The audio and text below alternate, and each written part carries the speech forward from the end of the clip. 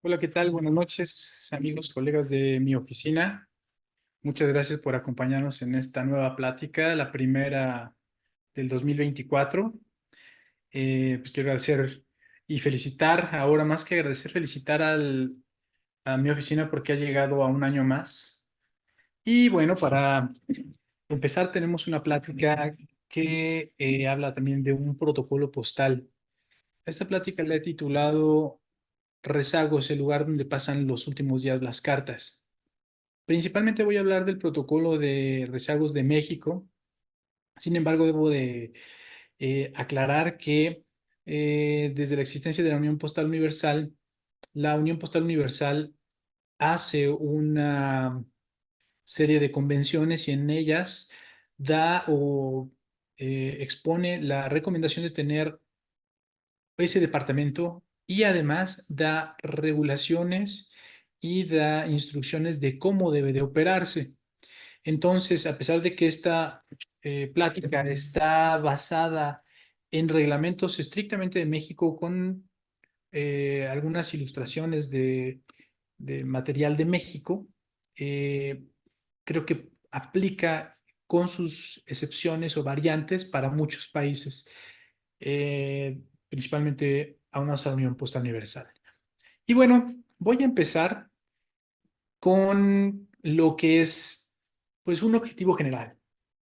El objetivo general es conocer sin especulación ni supuestos. Aquí vamos a conocer con información dura qué es el departamento de rezagos, su historia, su función y algunos errores que se han cometido principalmente en instrucción. Mucho de lo que vamos a ver ahorita es documentación del correo mismo, también mucho parafraseado, porque si no serían textos muy largos, está parafraseado para poder tener el concepto general y más referencias, pues no les puedo compartir bibliografía.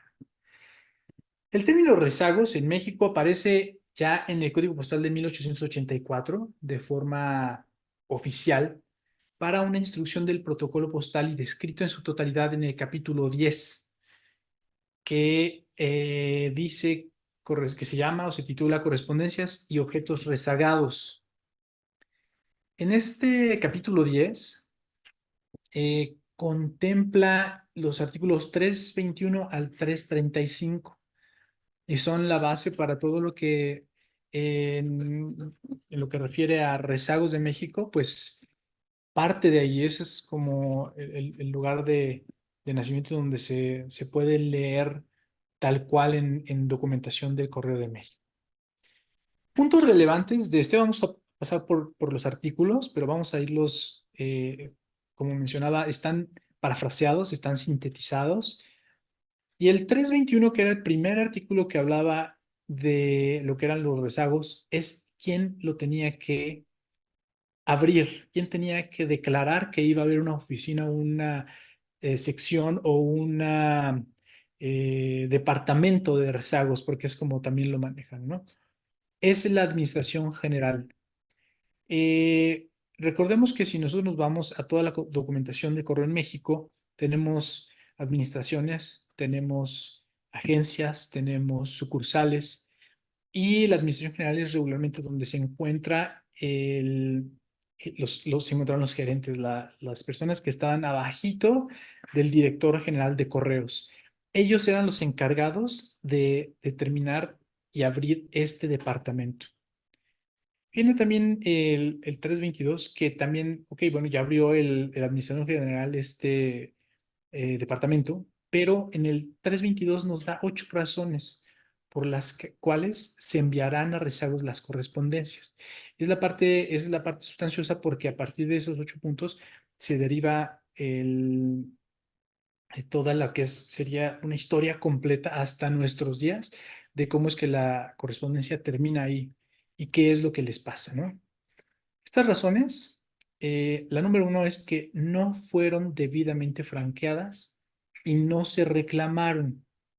Este punto, a pesar de que aquí lo expone en el código postal y en la guía postal de los Estados Unidos mexicanos, describe todos los casos. Entonces, por eso hablar de rezago se vuelve muy complejo, porque no es nada más ver la marca postal o ver el cierracartas oficial, es entender por qué llegó ahí, ¿no? Entonces, ahorita vamos a ver algunos ejemplos. El punto número dos, la razón número dos es los objetos de tercera y cuarta clase que no hayan pagado porte completo y no se reclamaron. Y va a venir mucho la palabra no se reclamaron y tenemos que entender por qué.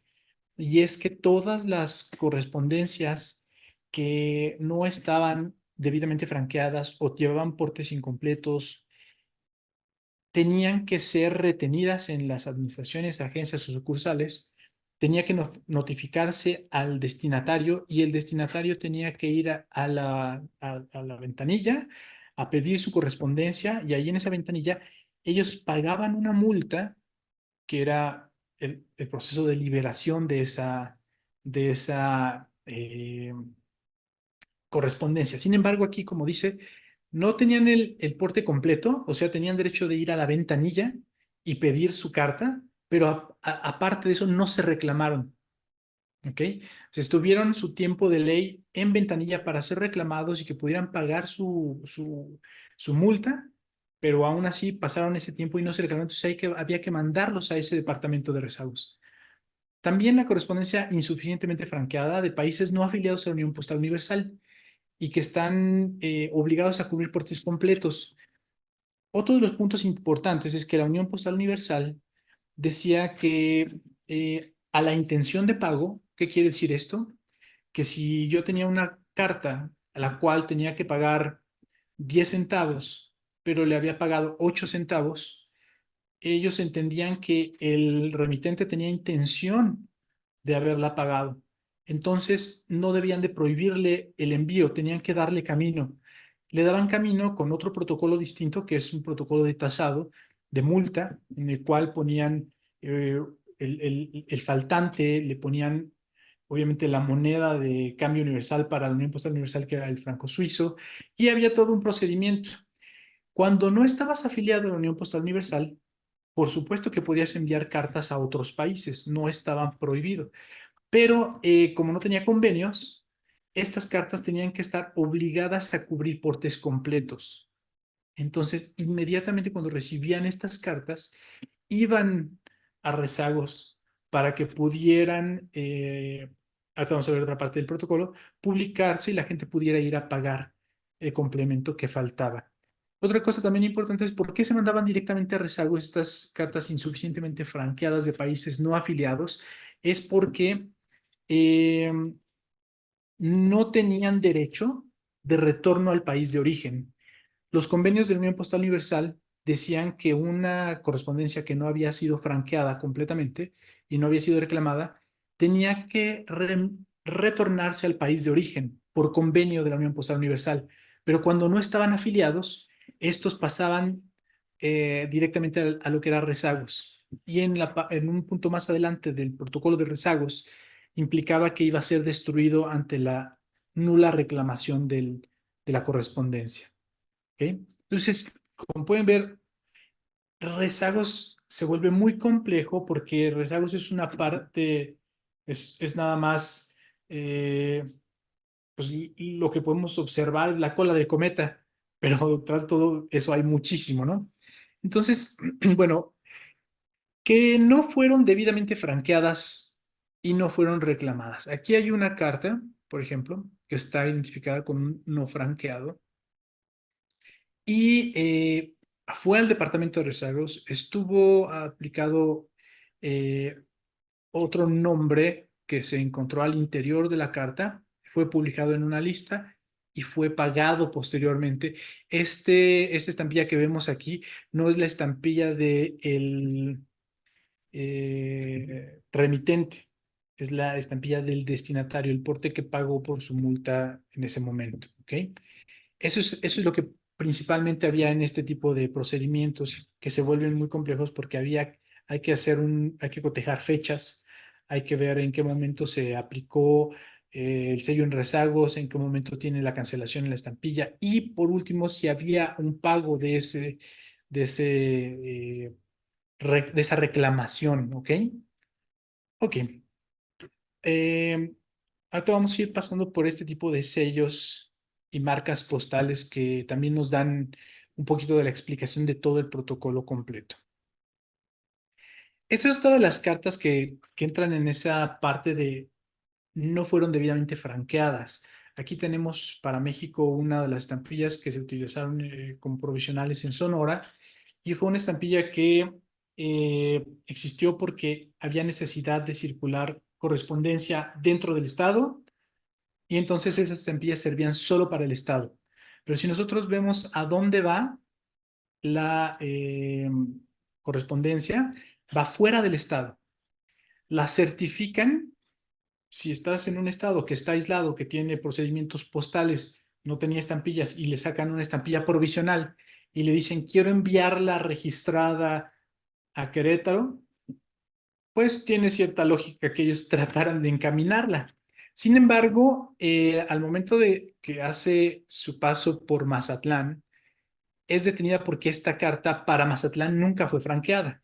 Fue franqueada provisionalmente por el Estado, pero no estaba franqueada para tener un tránsito nacional. Entonces, la carta cumple con todo el procedimiento completo, vamos a llamarlo así, tiene todo el procedimiento de estampillas, tiene el procedimiento de un cierra carta de registrado, tiene un número de registrado, pero para el correo fuera de Sonora no había estado pagada. Ahora, ¿qué ocurre? Pues obviamente la mandan a rezagos, allí van, la reclaman y la rescatan. Y vamos a ver también dos partes distintas de este procedimiento. Una en la cual se pegaban estampillas del pago en la carta y otra donde entró un nuevo procedimiento de lo que era el recurso que entraba a rezagos por multas y que tenía que ser pagado y aplicado en un libro contable. Y ahí voy a explicarlo más adelante cómo funcionó también ese libro. Dentro de esas 8 razones, por ejemplo, la cuarta razón era las malas direcciones o personas desconocidas, las cartas no reclamadas, porque no reclamados no necesariamente quiere decir que no había una dirección, podían haber sido enviadas a la posta restante, podían haber estado en lista y no fueron nunca reclamadas. Entonces, se vuelve complejo, insisto, el rezagos no es tan fácil de leer cuando hacemos historia postal. También cuando los pesos o dimensiones no estaban autorizados, porque la tercera y la cuarta clase, de acuerdo al artículo número 10, tenía límites de pesos. Entonces, cuando rebasaban esos pesos, ya no, aunque tú llevaras el porte adecuado aparentemente, eh, por ser tercera y cuarta clase, no podían darle tránsito y tenía que terminar también en un lugar de rezagos. Otro de ellos era artículos prohibidos y correspondencia accidentada. Nunca he visto alguna marca de artículo prohibido en una correspondencia. Me imagino que debió de haber existido o alguna anotación manuscrita, pero no es algo que uno pudiera decir esta carta llevaba adentro artículos prohibidos, ¿no? Hay un listado en todas las guías postales, en todos los códigos postales, en algunos instructivos del correo, artículos que fueron cambiando entre que fueron primero prohibidos, después sí se podían enviar, y hace 2 años ahorita en México podíamos enviar cerámica por correo, y hoy apenas el año pasado, a mediados del 2023, está prohibido enviar cerámicas. Entonces van cambiando y se vuelven artículos prohibidos. Y correspondencia accidentada, pues tampoco he visto que tengan marcas de rezagos, pero sí todos conocemos correspondencia con marcas de correspondencia accidentada, ¿no? Las malas direcciones o las personas desconocidas, vamos a ver más adelante ejemplos, pero este es un caso de no reclamados. Aquí tienes una carta que también tiene una estampilla que pues, realmente no parece ser que estuvo usada en tiempo, da nada más marcada como constitucionalista, no trae fecha, entonces el correo la retiene, la manda a rezagos, la pone en lista para que pueda ser reclamada y al no ser reclamada, podría proceder a su destrucción. Ahorita vamos a ver cuáles serán los tiempos. Aquí está esta misma carta, lo que les decía que pasa a listas. Aquí están las fechas. Entra a listas septiembre 20. eh, Adelante vamos a ver también que había fechas incluso para destrucción y una de las fechas era el 31 de diciembre y aquí está marcado también la fecha de diciembre para hacer lo que era el inventario que era requerido previo a la destrucción de las cartas. ¿Ok? Bueno, seguimos con los puntos relevantes. Ya vimos las 8 razones, pero también continúan los artículos. En el 323 dice que se enviará a rezagos la correspondencia que permanezca en la oficina por 30 días sin reclamo. A eso da la razón uno de los puntos, ¿no?, anteriores. El 324 es correspondencia en retorno del destino que ha sido reclamada por el remitente y la correspondencia del país no está comprendida en la Unión Postal Universal, ¿no? Entonces, no hay retornos a origen. ¿Ok? También el 325 dice que se remitirían inmediatamente a rezagos los correos accidentados y prohibidos. Lo vimos en una de las razones. El 326 es que la Administración General publicará en periódicos locales de los remitentes de los lugares donde existan rezagos las listas y ahí permanecerán 4 meses, 120 días, para que después pudieran ser enviados a su proceso de destrucción. El 327 dice que transcurridos esos 4 meses, se procederá a la destrucción por fuego, lo cual me parece a mí súper interesante vivir en 1888, 1889 y ver que en tu administración general de correos están quemando las cartas, ¿no? No sé cómo lo harían, nunca no me puedo imaginar, pero me imagino que se debe haber visto como en un basurero quemando llantes, porque la correspondencia de rezagos fue grande. Entonces, también decía en ese mismo artículo que había una selección previa y ahorita vamos a hablar de eso. El 328 dice que la destrucción se realizará 2 veces al año y la destrucción se anunciaría públicamente y bajo la supervisión de una junta que comprendía a la Administración General, el jefe de la sección del Departamento de Rezagos y un empleado asignado por la Secretaría de Gobernación. ¿Y por qué iba una persona de la Secretaría de Gobernación? Es porque el 330 dice que la Junta era una apertura y selección de valores y documentos importantes y el que tenía que dar fe era ese, vamos a llamarlo casi interventor de la Secretaría de Gobernación, porque podía haber dinero, podía haber cheques, podía haber actas de nacimiento, podía haber N documentos importantes, N tipo de valores, ¿ok?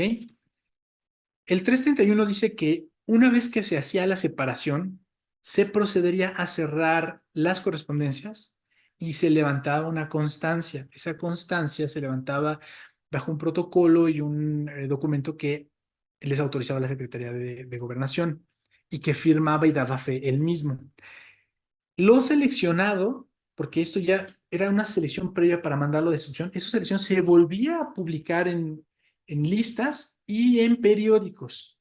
O sea, el correo les daba chance, vamos, daba la mayor cantidad de oportunidades para que la gente pudiera obtener lo que le habían enviado. Después de estas, se supone que iban a permanecer para un reclamo hasta la siguiente destrucción, o sea, 6 meses más, porque la destrucción era 2 veces al año. Los valores y las cosas útiles se iban a asignar al uso a consideración de la Secretaría de Gobernación. O sea, si había dinero, decía, venga para acá. Si había joyas, también, ¿no? Y en alguna parte importante también del documento dice que la Secretaría de Gobernación podía hacer algunos donativos, eh, incluso en especie. ¿Qué puedo entender con eso? Que a lo mejor en algún paquete que terminó en rezagos había servilletas tejidas y pues les podían mandar a algún lugar para que se utilizaran. Podía haber ponerse muchísimas ejemplos, todos hipotéticos porque a final de cuentas no tenemos acceso a esos libros de la Secretaría de Gobernación en los cuales se ponía y se daba constancia de lo que había en esa correspondencia de rezagos. También el 334 era la apertura y selección y destrucción de bultos de rezagos. Y ahí es donde asignan las fechas del 30 de junio y 31 de diciembre para la destrucción. O sea, prácticamente el administrador general decía, mujer, te veo en la cena después de ir a quemar mis cartas. No, no sé por qué lo ponían en una fecha tan incómoda, pero pues así tenía que ser. Después, el 335 dice que los artículos en rezago serán entregados a sus interesados bajo las prescripciones que establezca el código postal. ¿Qué prescripciones? Las multas. No se exentaba. Si estaba la persona de viaje, se fue 6 meses con la enamorada a Europa, no lo encontraron y le habían dado un cheque para la luna de miel, ese cheque que le habían dado oportunidad de quedarse 6 meses, si llegaba una persona y decía, oye, no he tenido correspondencia para mí, te dicen, sí, estás en una lista de rezagos, entonces él iba a ir e iba a pedirla, pero tendría que pagar por eso.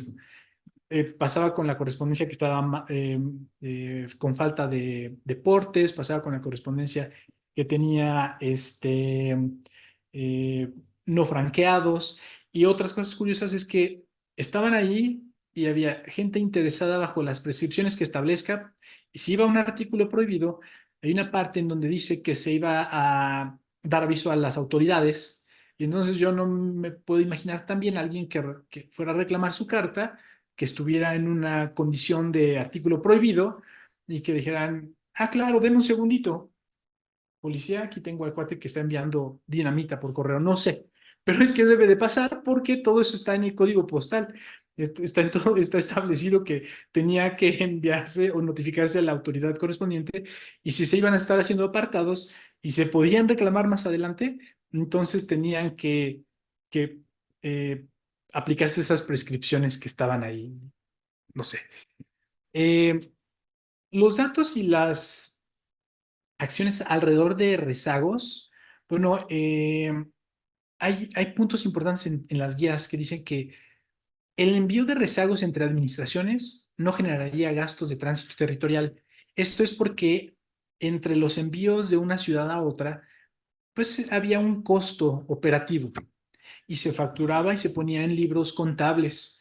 Se hicieron 10 viajes a tal lugar, se hicieron 2 entregas, tantos kilos, se tuvieron que usar 2 vehículos porque era mucho el cargamento. Entonces, pero cuando iba la gente, la cuestión de rezagos no generaba gastos. ¿Por qué? Porque lo que se intentaba era ponerlo y a pesar de que dice no se genera gastos, eh, todo lo que iba a rezagos, la mayoría de lo que iba no franqueado, pagaba multa. Eh, las cosas que tenían un tiempo ya de permanencia ahí pagaban multa. Entonces, creo que era redituable también hacer una excepción con, no eran tampoco tan representativos como las cartas que iban vigentes en ese momento, ¿no? Que iban bien franqueadas y con una dirección correcta. Ahora, también dice que dichos intercambios se realizan bajo bultos rotulados con la palabra rezagos. Otra de las cosas que yo colecciono, que colecciono, pero no he estudiado a profundidad, son etiquetas de correo. En algún punto debe de existir alguna que esté marcada como rezagos, porque la forma de rotular un bulto era a través de su etiqueta y o a través de bultos con características particulares.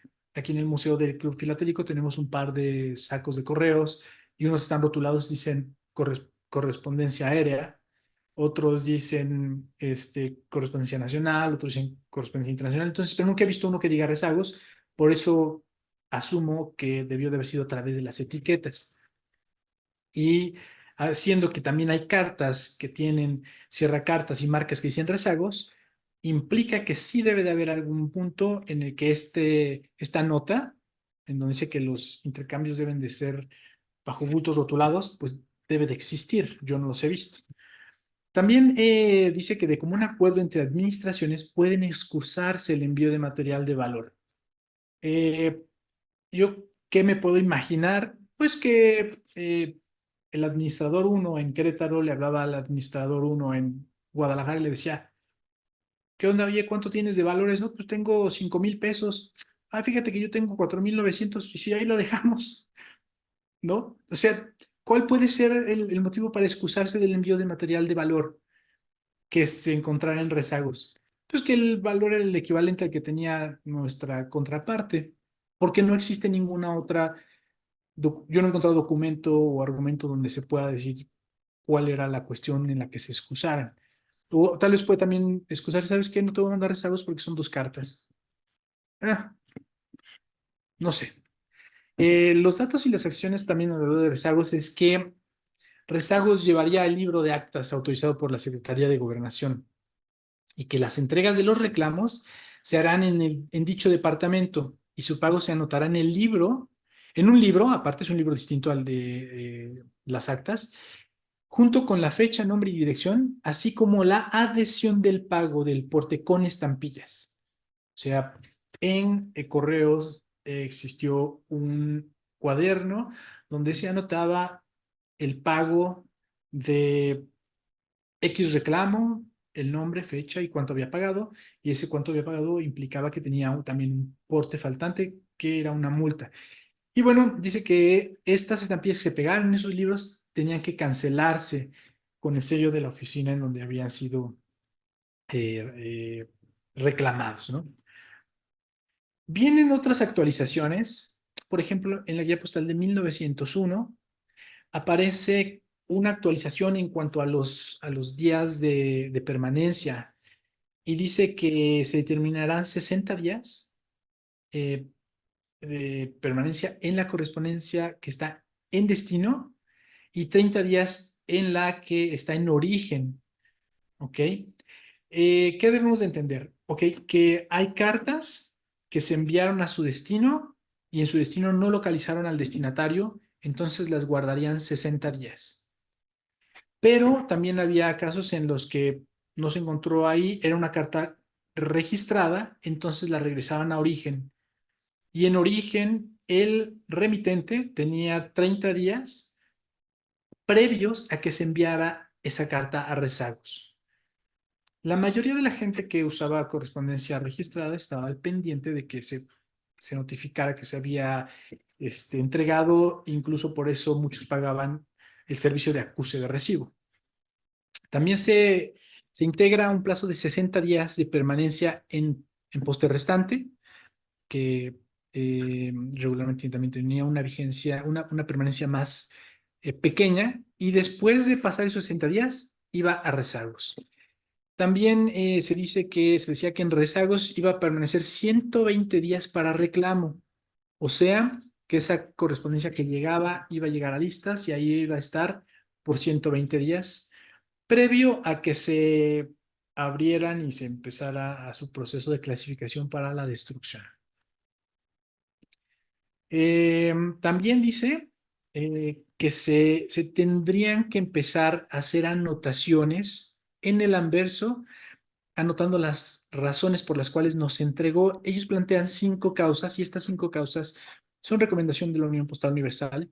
Es que el destinatario era desconocido, que la carta era rehusada, que estaba ausente, que no lo encontraron, estuvo en la ventanilla y no fue reclamado, o que ha muerto.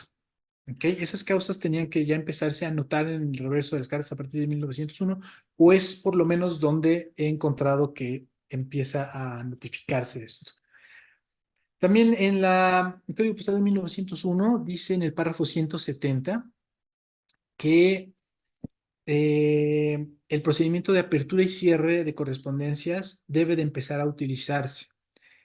Y el 370 dice que la Dirección General autoriza a el Departamento de Rezagos a abrirlas y buscar la dirección del remitente para devolverla o para ponerla por lo menos si estaba en destino, mandarla al remitente y que allá hiciera o cumpliera su proceso de rezagos o hubiera una reclamación previa. Y vamos a ver algunos ejemplos aquí de esto también. Este es un ejemplo de una carta interesante de de justamente el párrafo 370, donde estaba ya autorizado a que se abriera. Y vamos a entenderla. Es una tarjeta carta que trae un pago eh, que llegó o sale de Guadalajara y va a Celaya, entiendo. En Celaya no encuentran al destinatario, la ponen en rezagos, pasa su tiempo de estancia en rezagos, no la reclaman, entonces entendamos que todo esto era a través de la Dirección General, autorizaron su apertura, por eso está cierra cartas, dice administración local, una administración local era la de Celaya, Guanajuato, cerrado y sellado por la oficina. Ok, la abrieron, buscaron en el interior un destinatario, un remitente, la dirección del remitente, para retornarla, porque esta era una tarjeta carta y regularmente estas tarjetas cartas no traían remitente. Vamos a ver el interior. En el interior se dan cuenta que es una pieza de la compañía manufacturera Singer, es lo que encuentran y entonces es lo que da razón a que cubrieran el destino en Celaya y lo remitieran a la compañía manufacturera Singer en Guadalajara. Porque si bien era obvio en vista previa que la carta había salido de Guadalajara, no hay eh, ninguna otra indicación en el exterior, lo podemos ver, que nos dijera que tenía a qué parte de Guadalajara regresar, ¿no? Sin embargo, en el momento en el que ya tiene una persona moral, en este caso una empresa, a la cual se le podía poner en lista, porque, bueno, no, las empresas morales no enviaban su correspondencia solita, había una persona encargada, y esa persona que dejaba también la correspondencia, también preguntaba en la parte de ventanilla si tenía correspondencia para ellos. Entonces, esta carta es perfecta para entender parte de ese procedimiento de rezagos. O sea, no es nada más, no lo encontraron, se fue a rezagos y ahí pasó sus días y la destruyeron, ¿no? Entonces tiene todo está argumentado, todo el procedimiento completo está en escrito y está de manera oficial en guías y códigos postales. Viene también una actualización en 1925 en la guía postal. Y bueno, ahí se integra algo que ya se hacía, pero que no aparecía, que era el razonamiento de las correspondencias, y así lo indican. El razonamiento de las correspondencias es lo que ya habíamos visto anteriormente, la razón por la cual había sido remitido a rezagos, pero ahora se pone también para bultos postales, que esta es la parte que se integra, y se pone también para otro tipo de correspondencias en otras clases. La más significativa es la de bultos postales, porque eh, iba completo el bulto a rezagos. Los bultos postales tienen otro procedimiento en el cual era el envío de correspondencia por peso en un saco postal, ¿no? Previamente sellado, etiquetado, pesado en la oficina y se lleva a un destino donde iba a ser también su procedimiento de entrega. Pero bueno, viene el código postal 1926 y viene una adición más, que es el cambio de las permanencias y también que ya incluían que iba a rezagos la quinta clase. Entonces ya eran 30 días para primera, tercera, cuarta y quinta clase y 15 días para reembolsos y valores asegurados que no venían anteriormente y 10 días para segunda clase. ¿Okay? Aquí ya están comprendidas todas las clases. También es bien importante entender que estas clases, estas 5 clases, tenían una tarifa distinta y se vuelve por eso estudiar rezagos muy difícil, porque podemos ver una carta que trae 3 centavos en lugar de 5 y decir, ah, esta se fue a rezagos porque el porte estaba equivocado, porque la tarifa correcta de primera clase era 5 centavos.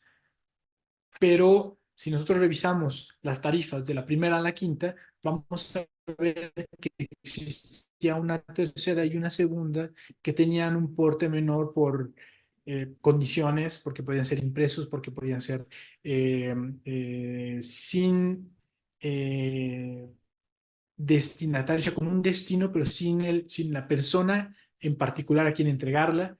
Entonces, variaban esas tarifas, pero la razón por la que terminaban en rezagos estudiando bien no necesariamente era porque no había sido pagada correctamente. También ahí se colocaron algunas secciones, por ejemplo, en acciones, y decía que los artículos prohibidos se iban a poner ya a disposición de las autoridades correspondientes, que también decía que las reclamaciones de los interesados, principalmente en los valores asegurados, pagarían triple cuota dentro de los plazos correspondientes. Esto sale ya de lo que eran los protocolos de tasado, porque el tasado se hacía en base a el faltante. Pero para lo que era valores asegurados, que no habían sido entregados y no se podían entregar por alguna razón, tenía que pagar triple cuota. Entonces, solamente aplicaba para valores. Otra de las acciones que también aparece en este código es que los valores utilizados, cumpliendo su plazo, quedaban a disposición de la dirección general. Los valores utilizables, que eran pues todo aquello, dinero, joyería, vamos, ropa, porque a final de cuentas tenía un valor, ¿no?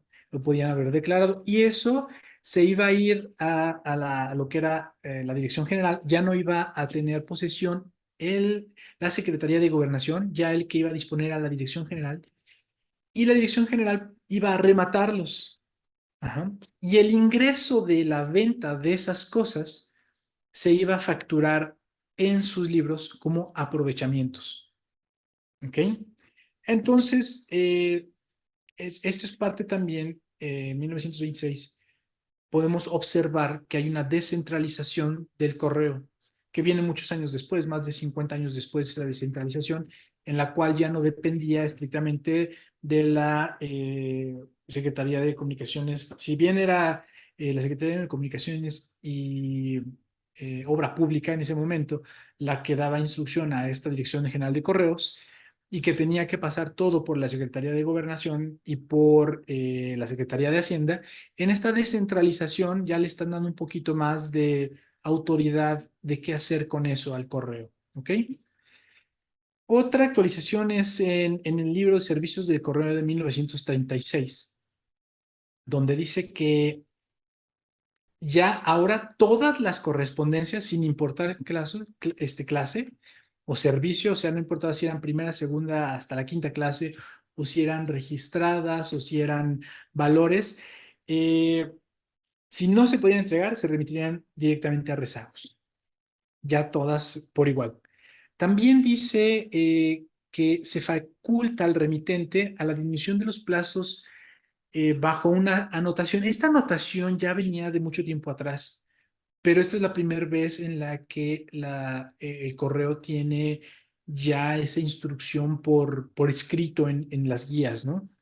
Y dice que la leyenda debe decir, si no se entrega en los 5, 10, 15, 20, los 10 que pusieron ahí, devuélvase a, y tenía que poner uno el remitente.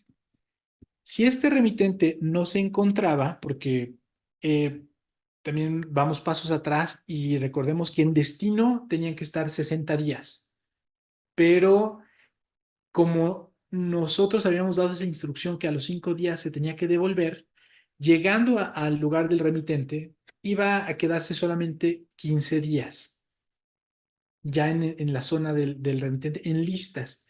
Y si no, va de nuevo a rezagos. Recortaban un poco el tiempo de retorno, pero no dejaba de terminar en rezagos. Y ahí en rezagos iba a cumplir su tiempo de ley. Cuando decimos tiempo de ley en cuestiones filatélicas, hablamos del tiempo que estaba en estas regulaciones para después proceder a una destrucción. Este es un caso mucho anterior a 1936, donde ya venían estas leyendas. Este es un entero postal de México. Si no ha sido entregada a los 5 10, 15, 20 días, devuélvase a. Mucha gente no lo utilizaba, muy pocas existieron. Y esta instrucción lo que nos daba era que podíamos ponerla manuscrita, podían ponerla con algún sello adicionado y no necesariamente tenía que venir en papelería impresa, ¿no? Y por último, la guía postal 1953 eh, integra lo que es el uso del sello 29 como apoyo al cartero. Recuerda que de ahí para atrás venía que había algunas razones, pero ya en una practicidad les dicen, pues, no lo escriban, utilicen este sello que es el llamado sello 29, márquenlo y marquen quién fue el cartero número uno, el 10, el 50, pongan, marquen cuál fue la razón por la cual nos entregó y después pongan vamos, la información que está ahí solicitada. Ejemplos, aquí vamos a ver bueno, hago anotación, esto es 1953 y de ahí pues para adelante se empezaron a utilizar estos gomígrafos.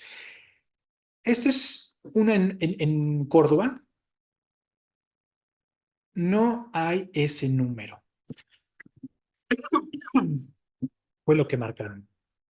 Entonces, aquí se las ingeniaron. Recordemos que esto decía, debe de colocarse en al reverso, ¿no? En la parte posterior. Se las ingenian, pegan un documento del correo, de cartas, le ponen su gomígrafo, lo marcan y lo intentan regresar, porque también recordemos que ya todas las clases iban a cumplir ese procedimiento.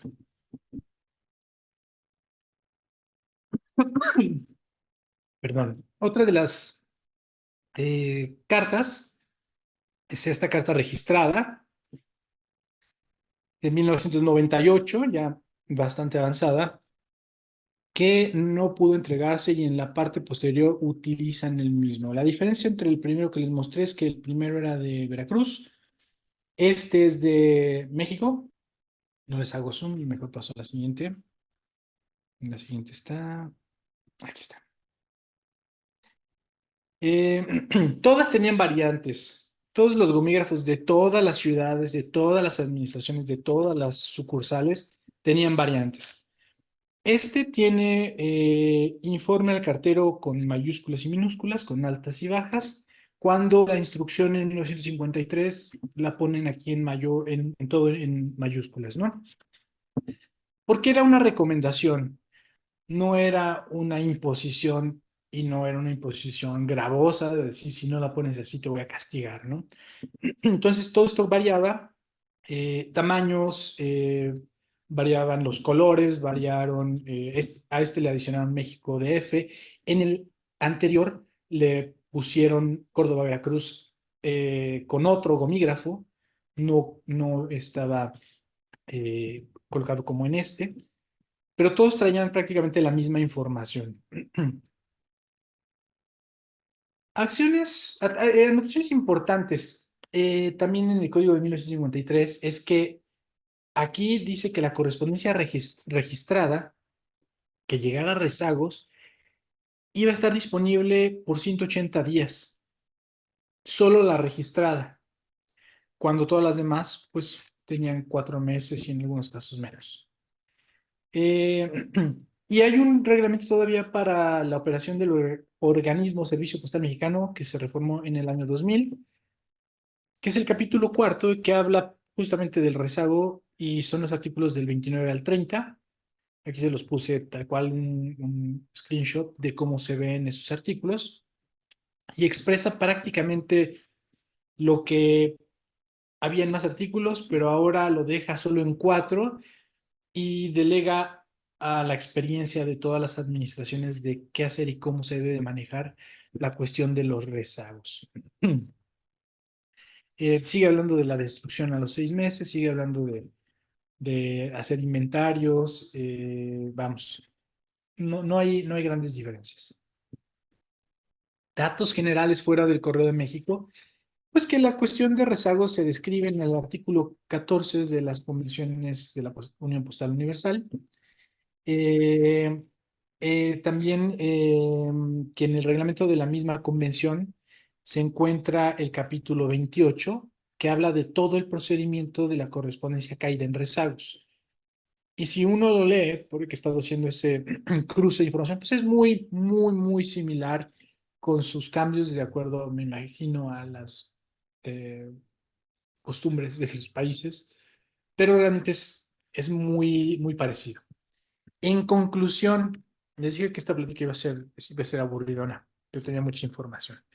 El departamento de rezagos es un área de estudio muy compleja para la historia postal, pero cuando se estudia, tiene bases muy sólidas. Podemos tener grandes estudios de piezas caídas en rezagos eh, que pueden, yo creo que llegar a un oro grande, tranquilamente, con un buen estudio, ¿no? Si nosotros lo hacemos solamente por la belleza de las piezas y por ver todos los gomígrafos, no tenemos mucho potencial. Pero si hacemos un buen estudio desde dónde sale, cuánto tiempo estuvo en rezagos, por qué se envió, si fue rescatada o no, porque también una cosa importante, en la parte de las piezas que mostré, algunas tuvieron la justificación del por qué salieron de rezagos. Y es natural, salieron de rezagos porque alguien fue a reclamarlas, pagó su multa, las obtuvo de vuelta. Pero también muchas piezas salieron de rezagos que debían de haber sido destruidas porque el filatelista pedía esas cartas. Ese fue un gran error de las administraciones porque si bien la parte de rezagos es un área de estudio difícil y ya había una carta que iba a estar destinada para su destrucción, que hacia afuera, ¿no? Digo, a nosotros nos sirve como evidencia contundente de que el departamento funcionó, pero sin razón aparente de reclamo, porque no trae una marca, no trae una marca de no reclamada, o sea que ya iba a ir al fuego. ¿Cómo es que sobrevivió al fuego? Es complicado de explicarle a tus nietos esto. Entonces, vamos a pasar al área de preguntas y respuestas. Muchas gracias, espero no estén dormidos. Y si sí, ahí tal les echamos tiempo. Muchas gracias, Mario. Muy No de interesante nada. presentación. ¿Alguna duda que exista? ¿Alguna pregunta? ¿Algún Preguntas o comentario? ¿Algo comentarios. que quieran complementar? Jaime, Sí, ciertamente, Mario, estás 100% certero cuando afirmas que si hay algo complejo es estudiar esos rezagos. Y sobre todo, dentro de los periodos en que hubo una estabilidad social. En mi experiencia, es más fácil encontrar cartas sobrevivientes con marcas de rezago cuando hubo algún conflicto local en esas oficinas, en esas administraciones, que ya posteriormente encontrar una carta genuinamente de rezagos que no haya sido devuelta, porque esos sellos que mostraste hasta al final es también más una muestra de que la carta fue devuelta al origen. Pero para darte una idea, mira, deja ver si puedo compartir una imagen de una pieza que para mí es extraordinaria. No es mía, me avisan si se puede ver. sí, Ujú. Esta pieza es peculiar porque usa un término que a mí no me ha tocado ver en otro lado, que se llama disperso. Esto es básicamente una carta durante la Revolución Mexicana que un soldado le envía a otro. La envía de Saltillo, creo que San Luis Potosí, sí, a San Luis Potosí. Eh, es una carta de un federal a un federal, no de un revolucionario. Entonces, cuando tratan de entregarla en San Luis Potosí, no encuentran a esta persona. No estaba allí en San Luis. Entonces, abren la carta, ahí viene el sello de rezago, abren la carta para ver si dentro en el texto se puede determinar quién le envió. Se ve en el texto quién le envió y es lo que vemos en rojo. Entonces es donde se envía de regreso a Saltillo para tratar de devolver esta carta. Pero lo curioso es que cuando ya regresa a Saltillo, para cuando regresa, ya Saltillo ya estaba en manos de la revolución. Entonces ya no pudo listarse en Saltillo. Entonces, en esa instancia, en esa que estamos viendo, simplemente ya no supieron qué hacer con ella. No correspondía llevarla a rezagos a San Luis porque no estaba ahí esta persona. No podía regresarse en San Luis y no podía llegar a Saltillo. Entonces, simplemente, pues, dispusieron de ella. Y esa anotación de disperso es una muestra de esa imposibilidad de retornar la carta a quien la había enviado. Entonces es solamente un ejemplo en el sentido de la dificultad que representa tratar de listar en un reglamento todas las instancias en donde una carta debe ser dirigida y extraída de rezago. Entonces, tú decías, bueno, es un arreglo monetario entre los dos administradores, pues ciertamente puede ser, tienes razón. Otra situación fue que era muy voluminosa, que era muy valiosa, que no sé, puede haber muchísimas. Entonces, por eso se les daba ese criterio de excusar el por qué no se retornaba. Entonces, pueden ser cuéntalas, o sea, estas son las que se me ocurren en este momento, pero puede haber, no sé, docenas.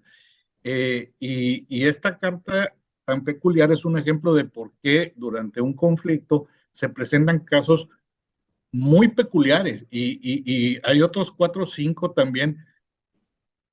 Cuando Zapata rechazó su invitación a ir a la convención de Aguascalientes, en fin, uno no se imagina que esa carta fue a dar a rezagos, o sea, alguien la tuvo que interceptar y sacar de rezago. ¿Por qué? Porque iba dirigida al general Zapata.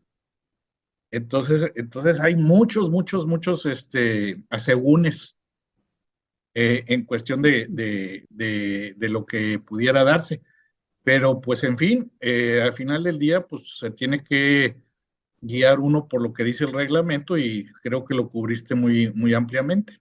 Sí, de hecho, Entonces, tocando felicidades por eso. justo, gracias, Jaime. Tocando el último tema, ese creo que es uno de los grandes errores del correo. Al principio ponía, ¿no? Historia, procedimientos y errores del correo. El correo en la parte de rezagos eh, era correspondencia en la mayoría de los casos que iba a ser destruida. Entonces, la regalaban, la filtraban, no había gente interesada. Entonces, por eso es que yo agradezco, por una parte, porque por eso tenemos muchas piezas existentes. Realmente creo que deben de existir muy pocas y el volumen de rezagos en México es altísimo, las que circulan comercialmente hablando. Y gracias a esos errores, pues es que existen. Pero por otra parte, si hubieran cumplido 100% el reglamento, pues no tendríamos este, las 50 joyas de la filatelia. Pero O sea, pero es sorprendente que es durante esta década de la revolución en donde abunda ese material de rezagos. principalmente yo tengo por aquí, allá arriba, en esta esquina todavía, acá, aquí, tenemos una serie de, incluso quería bajarlo, pero sería echar una leída, mejor se los paso luego. Tengo lo que son los anales de la Secretaría de Comunicaciones, tengo anales del correo, tengo algunas memorias Y en los anales del correo de 1912 lista una serie de, y es de la Secretaría de Comunicaciones y Obras Públicas, lista una serie de oficinas que fueron suspendidas en actividades por los movimientos revolucionarios. Y ahí toda la correspondencia, al no haberse podido mover, terminó en rezagos. Y seguro terminó gran parte destruida, me imagino. También en ese mismo libro de anales de 1912, lista que murieron tres funcionarios de correo en acciones de movimiento de revolución, ¿no? Entonces, esa parte también está súper interesante. Y argumentos, ¿por qué caen en rezagos? Pues sí, cientos, o sea, nos listan seis que son los más comunes, ¿no? Pero la toma de las vías férreas fue una razón por la cual mucha correspondencia terminó en rezagos en revolución. La toma de las ciudades también hizo, los correos siguieron operando. No hubo, lo vemos con los provisionales que mostraba, siguieron operando, trataron de darle servicio al público y desafortunadamente no pudieron hacer más que recibirlas. Y los que fueron a reclamar su carta, pues se les entregó, y los que no, pues terminaron rezagos y terminó destruida. Entonces, pues así funcionó el correo en México, principalmente en ese periodo. Claro. Muy difícil encontrar rezagos modernos, ¿eh? Sí, sí, es complicado. Mira, nosotros, como mostraba ahí desde 1953, la Dirección General es la que destina el fin de estos rezagos. Muchas administraciones, incluyendo Querétaro, incluyendo Guadalajara, los filatelistas pedían los timbres de las cartas de rezagos, y como ya era correspondencia que se iba a destruir, te permitían ir con tus tijeras y cortar las estampillas de mucho de ese material. Entonces, ¿por qué pasaba esto? Porque ya había una autoridad que era la Dirección General y las administraciones o las gerencias locales que podían disponer de eso, hablando de época moderna, ¿no? Pero nunca permitieron extraer correspondencia completa. O sea, permitían obtener esos fragmentos de estampillas, y era después de que habían sido abiertas por ellos mismos, ¿no? Aquí está Martita, y Martita nos puede comentar que así fue, y también gente de Guadalajara nos puede comentar que así fueron por muchos años los procedimientos. No sé si hoy en día se pueda. Pues creo que necesitarías tener una muy buena relación con tu gerente estatal, pero pues, puede ser que sí se pueda hacer. ¿Alguien más? ¿Una pregunta? Yo. Mau. Primero, Mario, felicidades, muy interesante la charla. Dos preguntas. Hace poco mencionaste que, bueno, sobre todo en el periodo de la Revolución, que aparecieron muchas de estas cartas, hay que entender la situación postal del momento y política y todo, pero estas cartas que aparecen, las que tuvieron que haberse quemado y que aparecieron, las que has visto, o de las que sabes, y por todas las que han pasado por tus manos, o que te han comentado que existen, ¿era algo de cierta zona de México o era generalizado de todo México, cartas que se tenían que quemar y que no se quemaron? No, hay más, yo creo que, bueno, primero, son de todo el país. Ujú, Hay de las ciudades más importantes, pues mucho más, o sea, Ciudad de México, Guadalajara, pues ahí es donde ujú. más común se pueden encontrar. Sí. Si quieres buscar un rezago de Chiapas o de Tabasco, está canijo. O sea, son ciudades que de entrada toda la vida, si tú revisas cómo era el flujo de correspondencia en esas ciudades, siempre fue muy bajo. Ujú. Entonces, eso también da razón, ¿no? A que exista poco material de ahí. Eh, que deberían de haber sido destruidas y circulan. Ujú. eh, yo creo que la mayoría de las que dicen no reclamada o cumplió su tiempo de ley, porque también eran las cosas que se anotaba manuscrita o se ponía con un sello, son las que no debían de estar circulando. Esas se debían de haber terminado en un proceso de destrucción. Sí. Algunas otras que dicen por supuesto, rezagos y algunas muy interesantes que traen cortes adicionales para recuperarlas, Ujú. que también el procedimiento de poner el pago en un libro entra ya de manera tardía.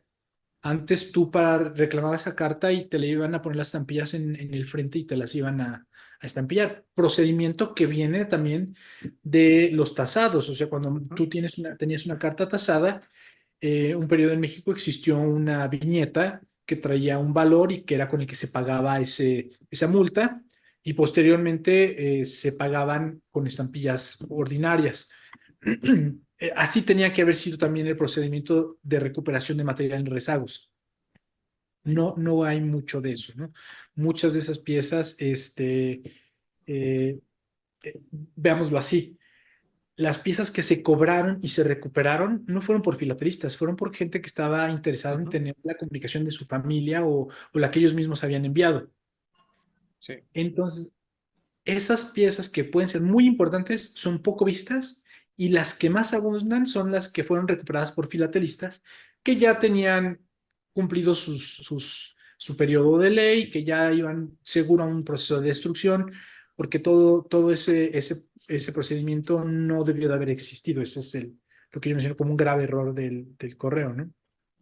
Gracias. Como última pregunta de mi parte.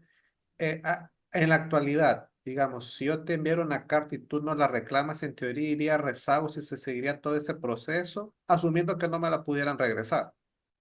No te la van a regresar cuando son ordinarias. No, digamos, Las cartas que te mande un ordinarias, certificado. no.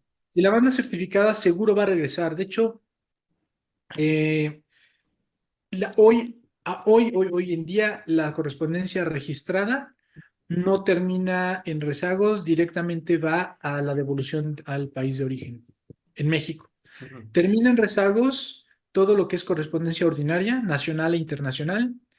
Termina en rezagos todo lo que es la correspondencia de tercera, cuarta y quinta clase o por volumen. Ajá. En México todavía le puedes pagar al correo por enviar en una zona X 5,000 cartas con una invitación a la inauguración de un hotel. Ujú. O sea, lo puedes hacer. Si el correo no, aquí es una cuestión, a ver si no me sacan del correo, no me...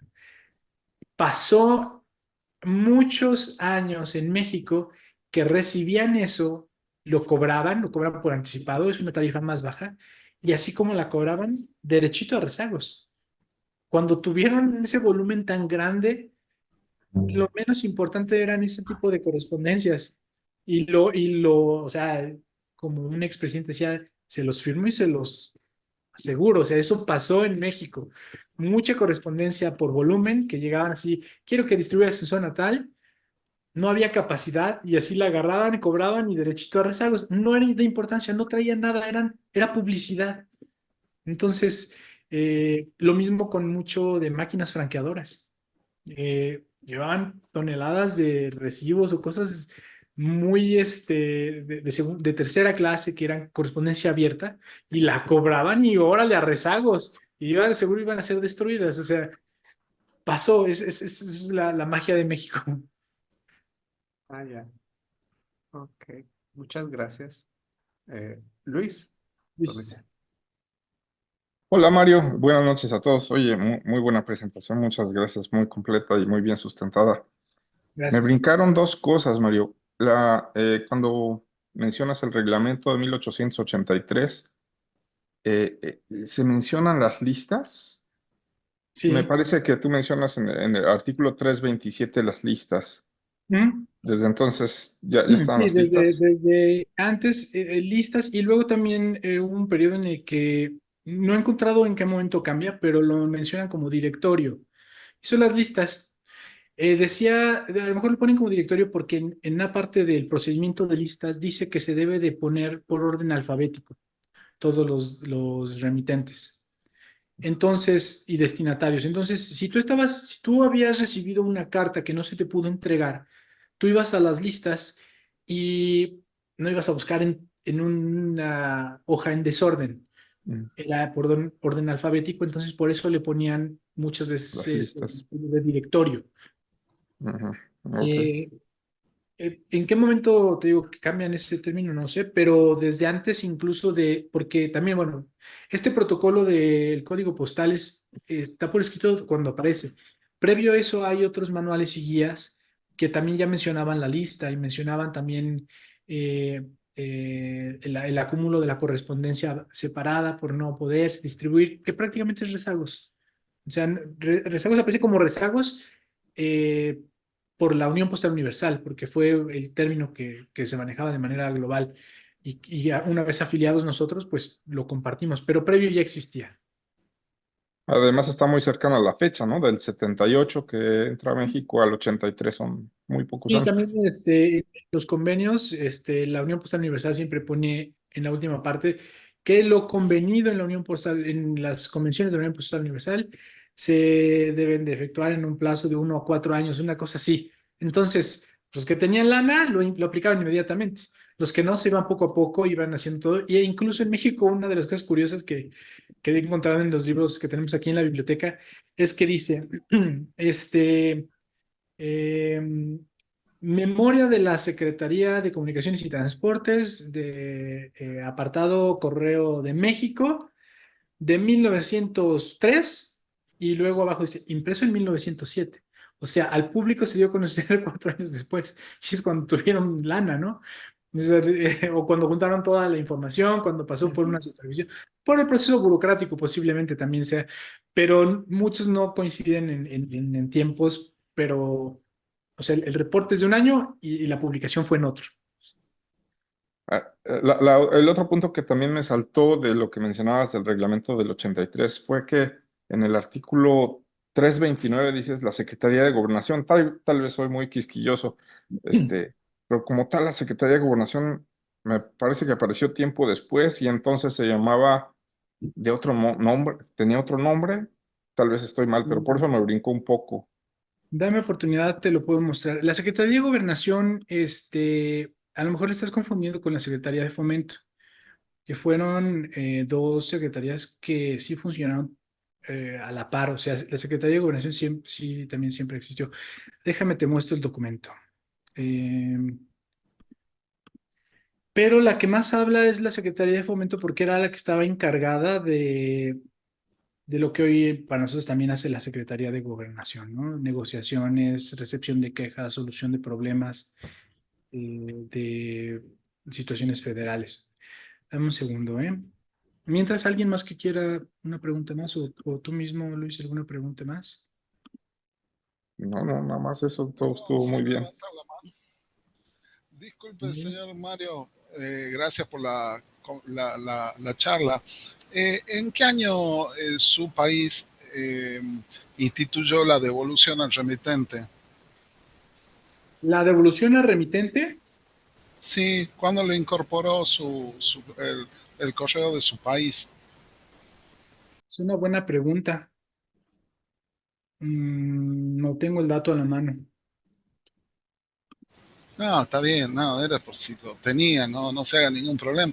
No, pero digo que en muchos casos se podría devolver al remitente con el cargo y más si es información con un cierto tenor, cheque, valores, un, un querida te amo para que no te echen para que no te saquen zumbando después, no todo ese tipo de cosas, pero eh, yo creo que la devolución del remitente acá se hizo en el código postal telegráfico a principios del 1900, creo que en el Carles no está, no me lo acuerdo de memoria todo, pero creo que la devolución sí, hacia el 1900 creo que ya estaba, pero quizá a lo mejor, bueno, era el cargo por devolverlo.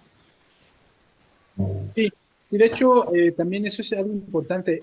Las devoluciones en México, eh, las cartas que traían la instrucción de después de los 5 días devuélvase a, regresaban, pero no retornaban al domicilio, retornaban a la oficina de origen y el remitente preguntaba y pagaba por la liberación de esa carta, por la entrega, porque el único servicio que tenía incluido en el porte el retorno hasta el destinatario era la correspondencia registrada o certificada.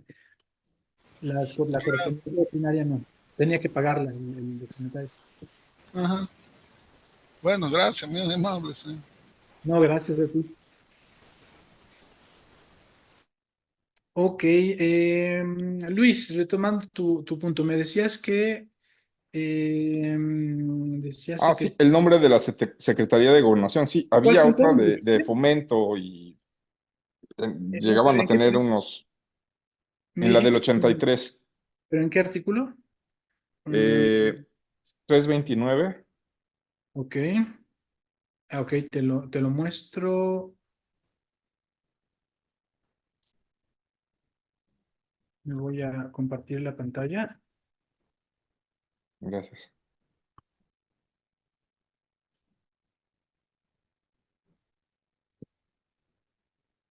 Tal cual lo dice. Ok. La destrucción, ay, perdón. La destrucción, aquí está. Ujú. Se anunciará previamente al público y para proceder a ella se formará una junta compuesta del administrador general, el jefe de la sección respectiva y del empleado que para cada caso señale la Secretaría de Gobernación. Sí, te digo, Perfecto. eh, traté de poner todo lo que, lo importante, parafraseado, pero sí, esta secretaría sí ya existía. Gracias. Ah, ¿Alguna ah, otra duda, algún comentario más? ¿Alguien va despertando apenas? no, no miro manos en alto, Mario, así que No, nuevamente hay algunos solicitando. correos en el Perdón. mundo que todavía, aún pagando el tema del, del retorno, no los devuelven. El correo Totalmente. italiano creo que es uno de los, por lo que escuché, de hecho lo sufrí, pero creo que es uno de los que más eh, se paga el tránsito y no lo devuelven. Yo compré un libro al norte de Londres, lo hice de Córdoba porque nosotros en Catamarca no teníamos ese servicio, pero no, compré un servicio en Londres para mandarlo al libro a Italia, no estaba la señora, eh, lo devolvieron y nunca volvió a Londres, y estaba pagado, estaba pagado. Sí, claro. Sí, sí, sí. Me De parece hecho, que son muchos países los que inclusive cobran por ese tema del servicio y los correos se quedan eh, con la plata porque nosotros no cumplen con su sí no cumple. Y fíjate que es una cosa bien con, complicada con lo que porque se paga Ujú.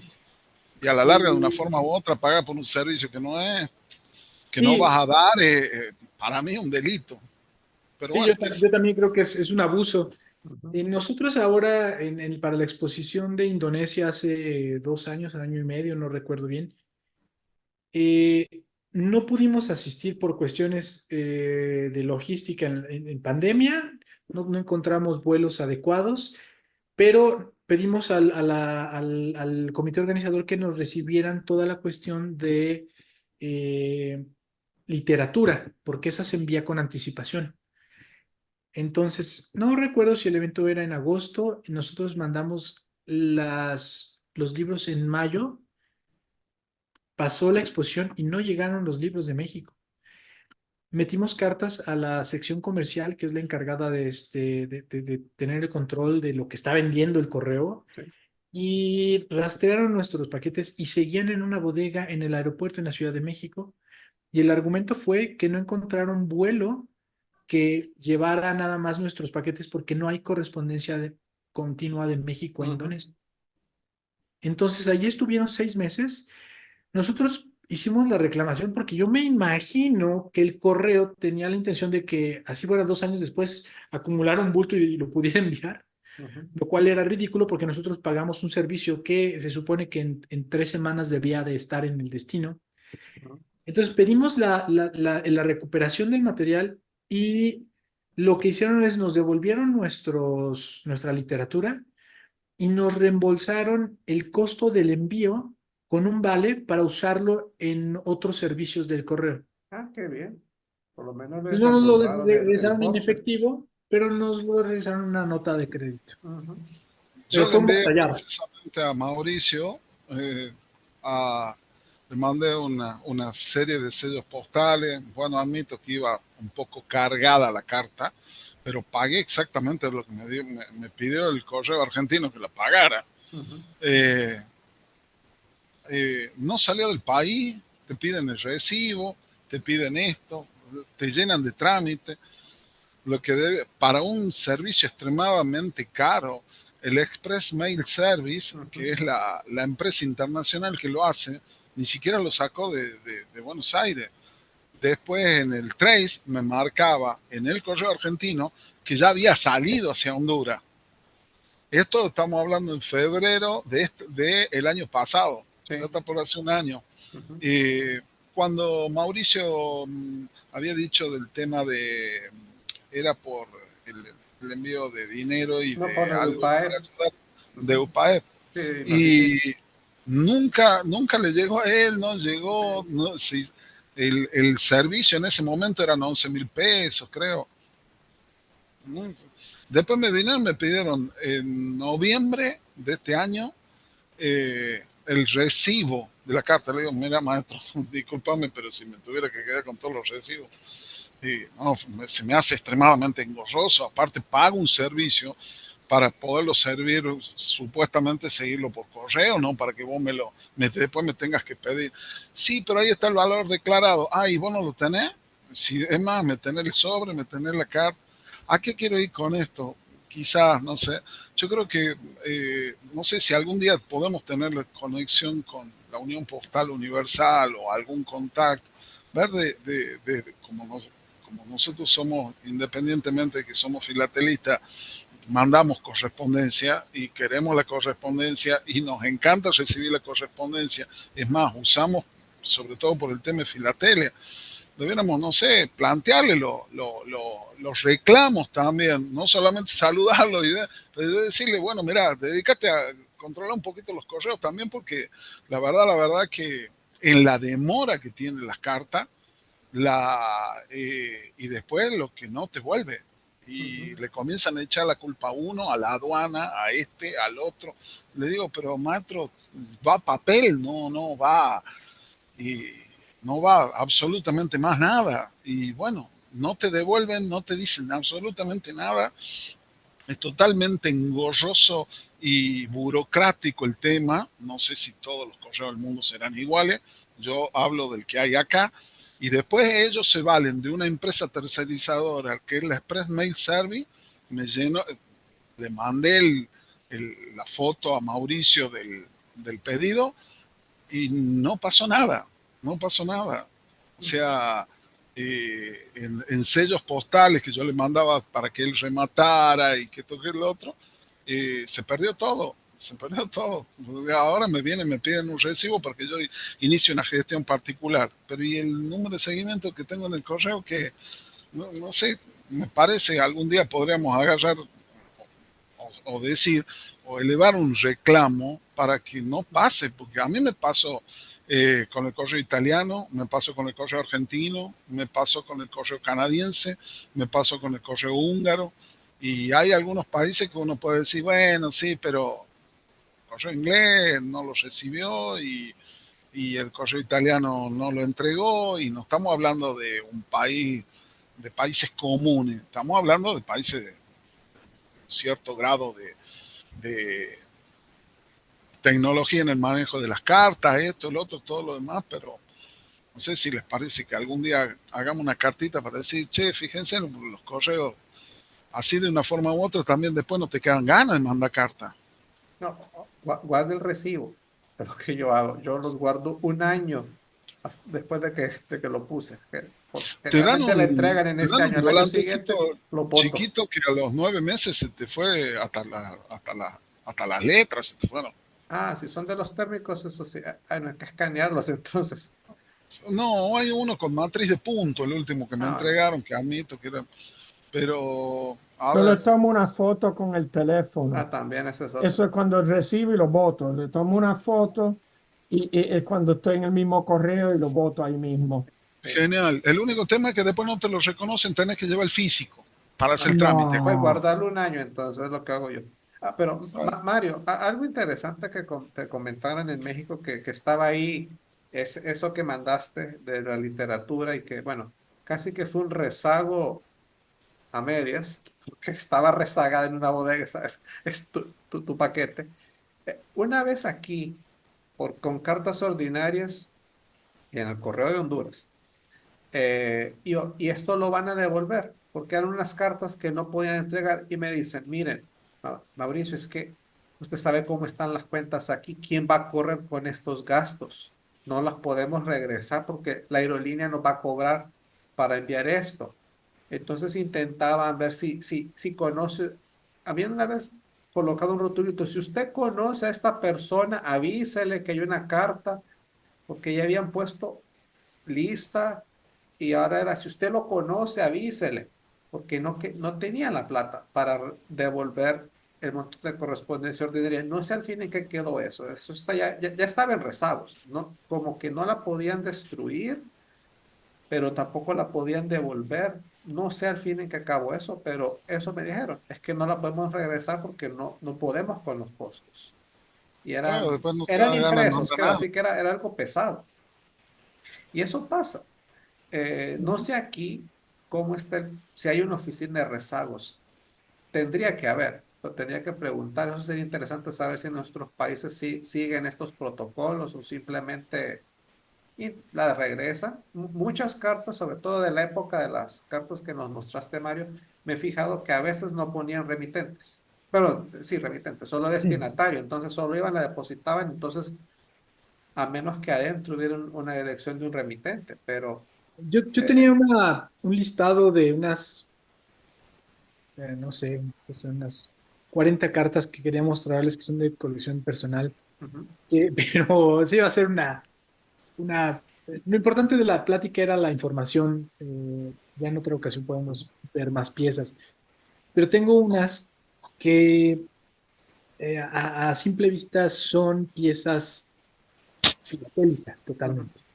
Son piezas que de época, sabiendo que había conflictos y sabiendo que había provisionales y estampillas del convencionalista y del constitucionalista, las trataron de enviar a destiempo y ya no estaban vigentes y pues obviamente la intención obviamente era la mando a rezagos y yo mismo la rescato ujú, y no le ponían remitente porque no querían que ya siendo evidentemente filatélicas, terminara siendo un chiste, ¿no? O ujú, sea, mira, esta carta salió en el conflicto de revolución y mira, de remitente está Mario Ramírez. Pues, obviamente van a decir, no, pues este cuate lo está haciendo con toda intención, ¿no? De especular, de generar ujú, comercio.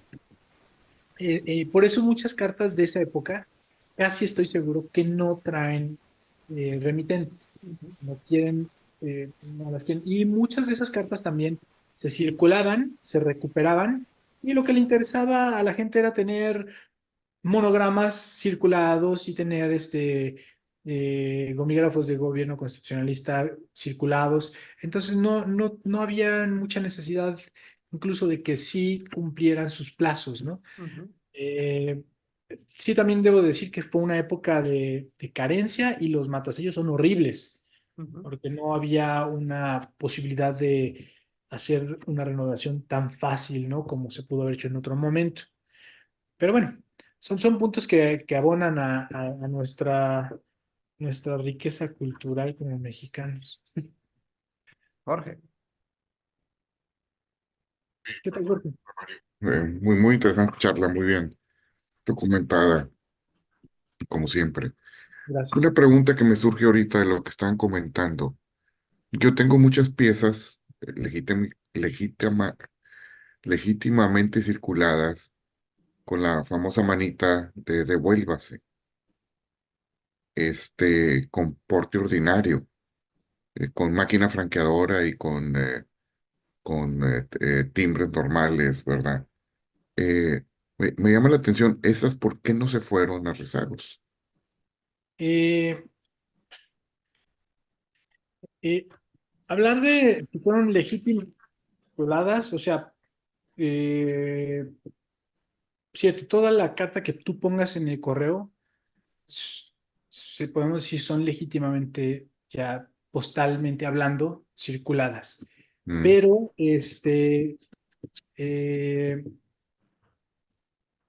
es que no quiero oírme tampoco tan tajante de que todo es así. Pero muchas piezas que tienen la manita, es más, o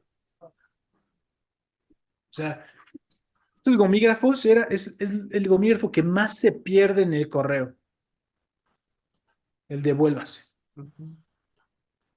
O sea, y esta debe de aplicarse a toda la correspondencia internacional, eso es de ley, y a toda la correspondencia registrada que no se puede entregar. La ordinaria no se le aplica realmente un deber. Tengo yo muchas piezas ordenadas porque he coleccionado esa. Entonces, Es- digo, ya que me diste la idea, voy a ir a ver si puedo organizar una charla sobre ella, perdonad un poco más la garganta.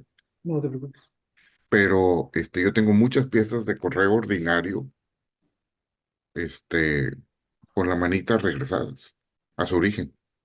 Incluso también con la cancelación que dijiste, esa de letras y demás, ¿verdad? Que dice que no se encontró y se devuelve. Mm. Muchas. Jorge, ¿son locales esas cartas o son? La mayor parte de las que tengo, Mauricio, son domésticas de uso nacional, vamos a decirlo así, dentro del territorio mexicano. La mayor parte, pero también hay algunas internacionales, si mal no recuerdo, tengo que revisar, pero si mal no recuerdo, a ver si preparo una charla sobre eso, pero sí tengo muchas, muchas sobre ello, muchas. Y alguna vez lo presenté en alguna charla en otro foro. Y es muy interesante, yo le hablaba sobre las manitas, como tú dices, Mario. Pero no nomás usan manitas, también hay otros símbolos que se usan, ¿verdad? Para regresar. Claro. Sí, de hecho, Sin entrar a rezagos, es a lo que me refiero. este, sí, el retorno ese no es necesariamente que termine de vuelta, ¿no? O sea, el retorno ese era una indicación nada más de que no se había podido encontrar al destinatario, pero no quiere decir que tengan que regresar a Bueno, destino. yo tengo de primera mano algunas que sí regresaron a destino porque me regresaron a mí, Ah, bueno. internacionales incluso, ¿sí? O nacionales, ¿En ¿sí? ordinaria? En ordinario, sí, en Mm. ordinario. Pero o sea, Y muchas también, como te digo, por algunas cosas donde trabajé, donde regresaban a ellos en ordinario, con estas principalmente con máquina franqueadora, ¿verdad? Pero te estoy hablando de cientos. pero ya es otra época. O Sí, sea, no estaríamos es la época, hablando, no estamos hablando de la revolución y todo eso, no, estamos no, hablando no, ya, no, no, ya no, más no, acá, obviamente. no, pero pues aquí Mario abarcó todo el periodo. O sea, Ah, bueno, estamos eso sí. hablando, Sí. digamos, algunas sí son de hace unos 60 años, y tengo muchas en los últimos 20, 30 años, sí. Yo por ahí debo tener, fíjate que ese sí es algo que no aparece en toda la información de rezagos porque el retórnese no es un procedimiento de rezagos. O Ujú. sea, retórnese tiene No, su pero, propia instrucción, ¿no?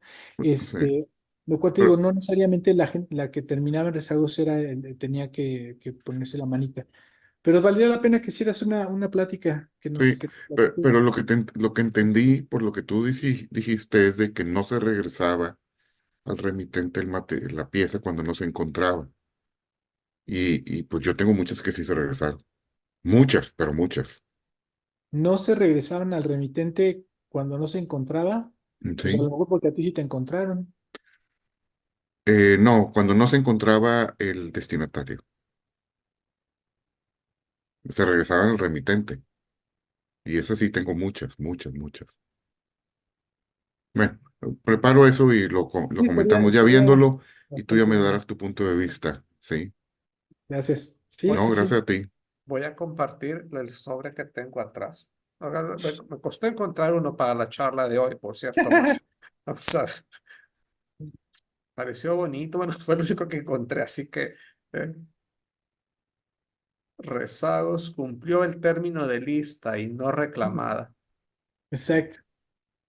Ah, pues Lástima que no tengo imagen de atrás, a lo mejor no. No había remitente, vas a ver. No sé qué había Oh. atrás, no tengo la imagen, pero tampoco sé de qué año. Y si por las estampillas ustedes me puedan decir más o menos cómo de qué año es. Pero está interesante. Las marcas. Esa es la parte, yo creo que interesante de la parte de rezagos es, de acuerdo al orden del correo, cómo fueron aplicadas todas esas marcas. Porque como no tienen fecha, pero sí tenían una instrucción que era por orden. Por ejemplo, de ahí de la carta, lo primero es que hay un envío a rezagos.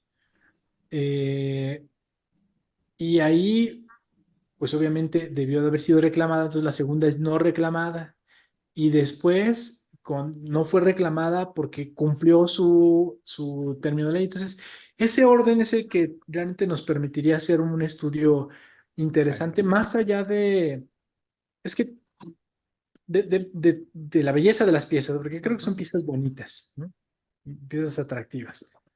Pero ya hacer un estudio profundo sí está bueno, está bastante interesante. El número, por ejemplo, que se ve con marcador de cera, ¿Sí? era el número que estaba en la lista, porque la lista, recordemos, era alfabéticamente y estaba en un consecutivo, también menciona en los listas.